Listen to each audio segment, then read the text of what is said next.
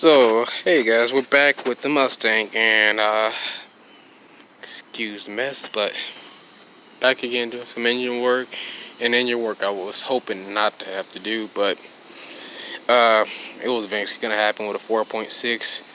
I did get a chance to drive it, got a chance, and here it is. It's out. Uh, it seized up. I mean, I've tried pouring transmission fluid and marveling into the spark plug hole and cylinder. I filled them all up and still couldn't turn it over, still can't get it to buck. So I'm guessing the main bearings either went, or who knows. I mean, it's not a cost efficient build, but it's just more, I guess, people like to say it's efficient power, but it's done. Scar is done, but I mean, it really didn't take that long to pull. It took about 2 hours, 2.5 hours, because I was by myself late at night, minimum light, and 2.5 hours, and it came out. So, which isn't bad for this car, but there's the turbo headers and everything all after we fabbed them up. So sad to see them kind of go. Well, they're not going. I'm just gonna store them for another project. They are on B band, so I could always use this section up for another build or for a different motor. So we're not putting another 4.6 in here, so that's why I didn't mention the headers on here. If you want them, I mean, let me know. I might be just interested in selling them to you, or if somebody's interested. But I might use this. We'll see if we'll rebuild this motor later or just use it as a core. So that brings me to the next part of, since we're not putting another 4.6, are we putting a 5.4? And that's a note of that too. Why? I mean, it's more work than you want to do. Far as for me, power versus cost effectiveness, and just the cams and everything. When you're buying cams for these things, you're at about $1,000 within very reasonably quick into these builds with these mod motors. So you're $1,000 into it. So when you're looking at the forged internals, to get forged pistons and forged rods, I believe was close to about $800 from I forgot exactly what website, but there we go. We're at close to $800, which isn't bad for some people. And that was possibly going to be able to make 600 or 700 horsepower, possibly, without going to the crank, which the crank would have been another 800 and up to get a better crank in here. So we decided to just go with a whole different motor. No 4.6, no 5.4, and no LS. I mean, sorry, but I'm not a purist. I'm just a believer in it. Came with a Ford. A Ford should be back in it, not a Coyote. But we do have an original 5.0 out of a Fox body, and we have motor mount plates, which surprisingly worked from I believe late model restoration. I'll put the link to the motor mounts below. And the motor, as you see, it sits in here. The only part that's gonna have to be modified is right here. I'm gonna have to cut away a bit to get that sit flush in there. But once I do that, this will sit in here. So, I mean, if that bolt was a little bit shorter, sad to say, and I don't want to cut it because it came from the factory like that. It needs to, maintain that. I don't want to mess with it. I mean, this, I can just route that out with the stepper bit or, a big drill bit. But still, I pay probably $50. It was $50 probably, plus, and I think plus another $5 in shipping. And I have a polyurethane, I think it's polyurethane. No, it's a solid transmission mount, and it came with a solid transmission mount. So for $45 plus $5 of shipping, that's not bad for this, especially for something that just about bolts in here and holds a 5.0. So this 5.0 came from a good guy up in Cypress, Texas, near 99, and the thing was about it was a pretty good deal. I mean, the engine's already have some work done to it. It's already been threaded. The journals have already been redone. things have already been done on this block. It's just a plain block though, so it's already been bored dirty over. Everything's been done. Cam bearings, main bearings. It's just a bare block, and I stole it for pretty much 75 bucks. Everybody else hesitated because of what, just being skeptical. Nobody wants to deal with a bare block, or when you see a bare block this good looking, people have too many questions. But just inspect it, look, and see if there's any wear marks. He fortunately had the pistons that were in here, and he's gonna use them for another build later on down the line. But the pistons did cost quite a bit of money, and the rods did cost quite a bit of money, and the crank did. So, he's just like, I just want to sell the block and put these in a different block. He wants to go, I believe, with a dart block with those internals, and this is a stock block from out of a Fox body. So, I mean, my gain in this, I guess it's my gain, as far as, I'm walking away from this, spending $75 on a block that I can build, that's already been bored dirty over, that's already been checked, it's already been line honed, and it already has main bearings and cam bearings freshly installed. So, good on me.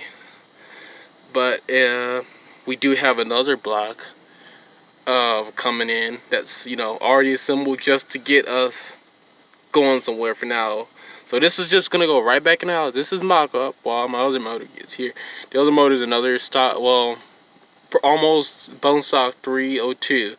I'm not sure what year it is, but the guy's selling it with the transmission and running. So hopefully it's gonna be a direct drop-in. It's gonna come with an AOD, I believe, behind their C4 transmission. I gotta get back with them, but it's fully running. He's gonna show me that it's running, hopefully, and we're gonna see if we can make a deal. I really need to get this car running, and the reason of going 302 is just the fact of no electronics. I mean, this car is good, but it's a tight space, very minimum room to work, and all electronics, and it's really tight car. Really tight space, really tightly packed, and not enough room for a 4.6 in here. So that was another reason with the 302. Secondly, an aggressive cam in the 302, I've priced at around 150 bucks. One that matches up for my application, one that's gonna handle boost, and the range of power is from 22 to 65 or 7K RPM. So that for 150 bucks, that's better than spending on a 2-valve cam set of cams that's only gonna get me up to 5,500, and I'm gonna be spending 600 bucks. So reason for that with the 302, just going with the 302 is more cost effective. Power wise, I'm gonna make more power. I've seen these things make a lot of power on stock bottom. I've seen a guy make 800 on the stock bottom, 35 pounds of boost, Edelbrock intake, a really good carburetor, blow-through carburetor, and a single turbo setup. We're running twins, and they're not that big, so they're gonna spool up a lot quicker. We're gonna run ported GT40 heads, and probably Edelbrock intake, single plane or dual plane, and a blow-through carb. So we're gonna make more power, less money, and we're gonna try to make this just work. It's just more cost effective to go this way with this car. With everybody else doing these 4.6 builds, I mean, it gets costly. It really costly for no reason. There's a lot of things involved with them, a lot of little things. The guy I love most that works on these is Andrew from YouTube. He does a lot of 2-valve content, and again, I'm not knocking the guy. The guy has a badass car. It's just the 2-valve requires a lot of money, a lot of time. I work as an EMS or emergency response mechanic, so I'm not at home. The 2-valve just requires a lot of attention. A lot of attention I don't have. A lot of, hours I don't have.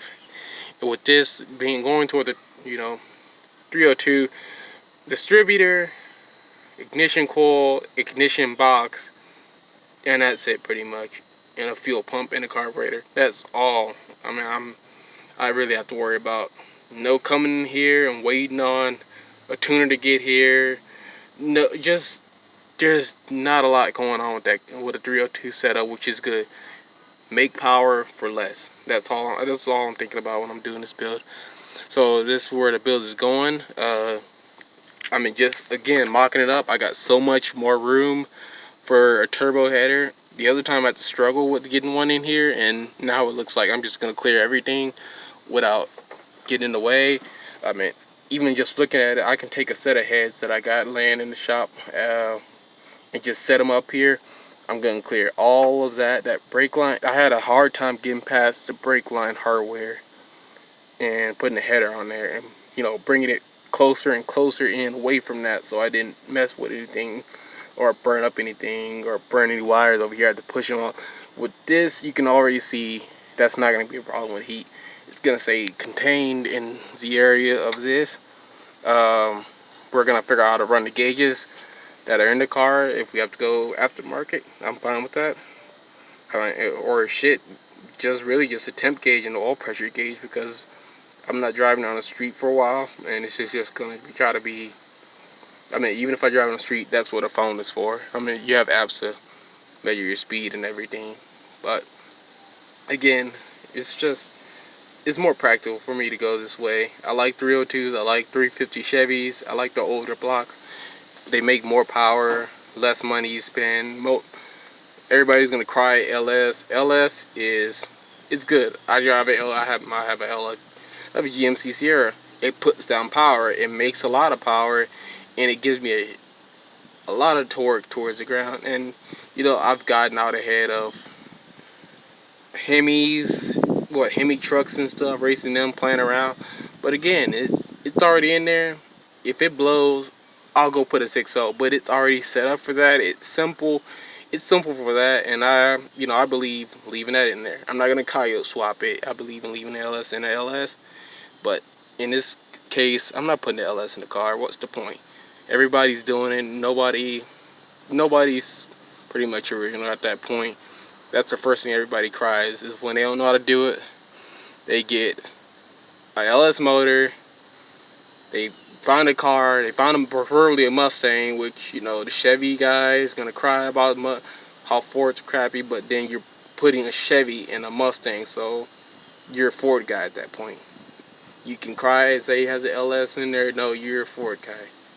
You're driving Ford, dude. It doesn't matter what you put in there. You still got Ford suspension, Ford brakes, Ford everything. Just cut it out. So my reason, again, 302s in here. I've seen 302s make 800 horsepower on the stock bottom end and built top end. We're gonna try to make that. I mean, hopefully, with a built bottom end on this motor. I do have a stock block coming, and I'm gonna try to make at least 600 safely, 500, 600 safely on E85, and we're not gonna swing for the branches until we have this motor built right here, and that's ready to go. That's ready on the side to go in, and then I'll be trying to crank that other stock motor up to see what's the max it can handle and what can we put down. So again, we're gonna build this block. The forge rods might be coming from Dallas, Texas, which probably be like 3 days of shipping.